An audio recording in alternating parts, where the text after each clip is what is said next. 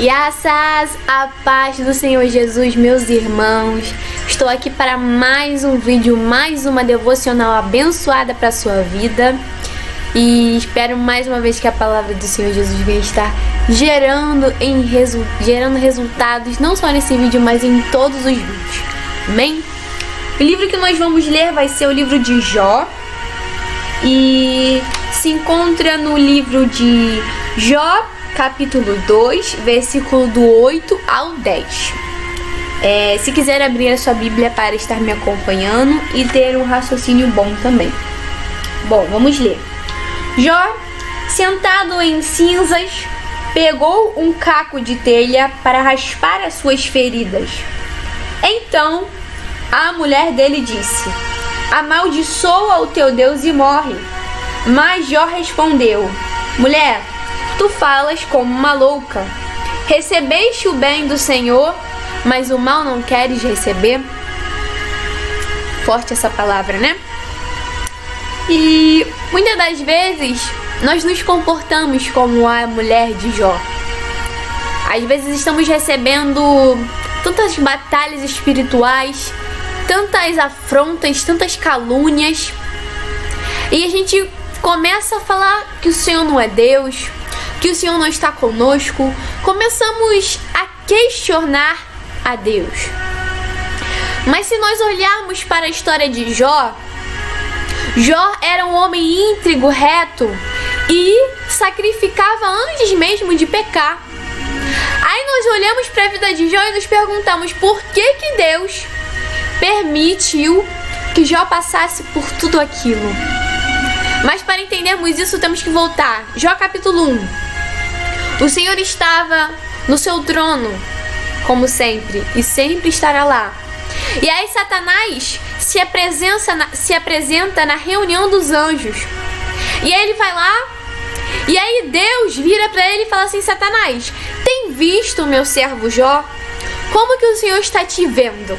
Será que ele tem olhado para você, servo ou serva do Senhor, e tem falado para o inimigo: tem visto a minha serva como tem me adorado?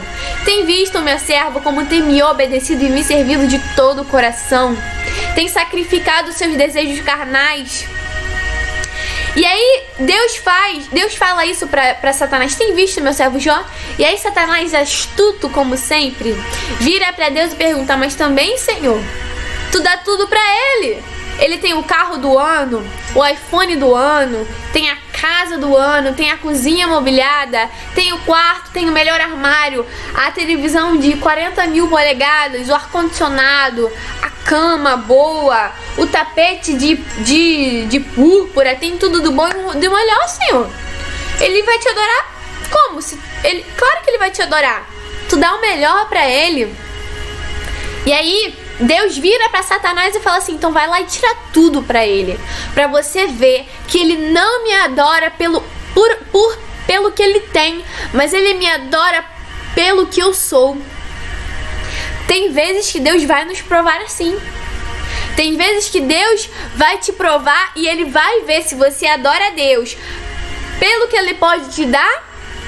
Se ele pode te dar um carro, se ele pode te dar uma casa, ou se você adora a Deus verdadeiramente pelo Deus verdadeiro que ele é, pelo Deus maravilhoso que ele é. Como você tem adorado e servido ao Senhor? Deixo essa pergunta aqui pra você. Então, meus irmãos, Satanás vai lá e faz uma arruaça na vida de Jó. Tira filho, tira gado, tira ovelha, tira isso, tira aquilo. Satanás tira tudo de Jó. Ele tira tudo dele. E aí, Jó, ele tinha 500 judas de boi, 500 jumentas. Não era jumenta, porque o leite da jumenta, ele era mais forte. Ele tinha 3.000 camelos, que fornecia a Jó um meio de transporte, onde ele tinha muito meio de transporte. E ele tinha 7.000 ovelhas, onde ele pegava as ovelhas e servia de tapetes para palácios. Então Jó, ele era um sheik. Jó, ele não era qualquer um. Na teologia, estudando, ele era um sheik. Ele tinha tudo do bom e do melhor. Ele tinha tudo que um rico queria ter. Mas aí Satanás tira tudo dele e prova. E aí, Jó? Tu vai adorar o teu Deus sem as tuas ovelhas, sem o teu tapete do palácio, sem os teus filhos? Você vai adorar a Deus, Jó? E aí a cultura rabínica vai nos dizer que a mulher de Jó só ficou para aumentar a tribulação dele. A mulher de Jó não ficou, meu marido, não. Satanás deixou a mulher de Jó para aumentar a tribulação dele. Porque ela vira para ele e fala assim: amaldiçoa o teu Deus e morre. Ele estava sem colágeno, ele estava com febre, ele estava mal de saúde. Como assim sem colágeno? Porque ele não tinha unhas. Jó não tinha mais unhas para se coçar. Foi por isso que ele pegou um caco de telha para se coçar, porque ele não tinha mais unha. Olha o nível de tribulação que ele está. E aí a mulher dele fala assim: amaldiçoa o teu Deus e morre. Se a gente pegar no original, ela fala Barak Elohim Yemut, que significa abençoa o teu Deus e morre, não amaldiçoa, como está escrito nas vossas Bíblias. Como assim, Sabrina? Ela falou abençoa, só que esse abençoa, ela falou com um tom de ironia. Como assim, Sabrina? Eu não estou entendendo. Quando a pessoa foi traduzir, ela colocou amaldiçoa. Só que o certo não é amaldiçoa, porque ela falou abençoa com um tom de ironia. Então, quando foi traduzido, a pessoa colocou logo amaldiçoa. Só que ela falou com um tom de ironia. E abençoa teu Deus e morre. Se o teu Deus é tão bom, Jó, abençoa ele, Jó. Adora ele, Jó. Continua adorando ele, Jó. Já que ele tirou tudo de você, já que ele tirou filhos, já que ele tirou gado, já que ele tirou servos, já que ele tirou tudo que você tinha, Jó. Só que Jó vira pra ela e fala assim: mulher, tu fala como uma louca. Recebeste o bem do Senhor e o mal não queres receber? E eu pergunto pra você, como um bom servo e como uma boa serva, você só aceita receber o bem do Senhor? Você não aceita receber o mal dele? Quando Abacuque está chorando e lamentando pelo povo e perguntando a Deus por que Deus está punindo o povo, Deus vira para ele e fala assim: Abacuque, o justo viverá pela fé. Porque o justo não vive por aquilo que vê. O justo vive pelo aquilo que não vê. Ele não enxerga possibilidades, ele não enxerga nada, mas ele vive por aquele punhado de fé que ele tem. Ele vive não enxergando, mas ele vive por fé. Então o justo vive pela fé, não pelo que ele enxerga. Então, meus irmãos, como você tem se comportado na tribulação? Como você tem se comportado quando Deus vem e começa a te provar? Será que você fica desesperado como a mulher de Jó? Fica querendo amaldiçoar o teu Deus e morrer?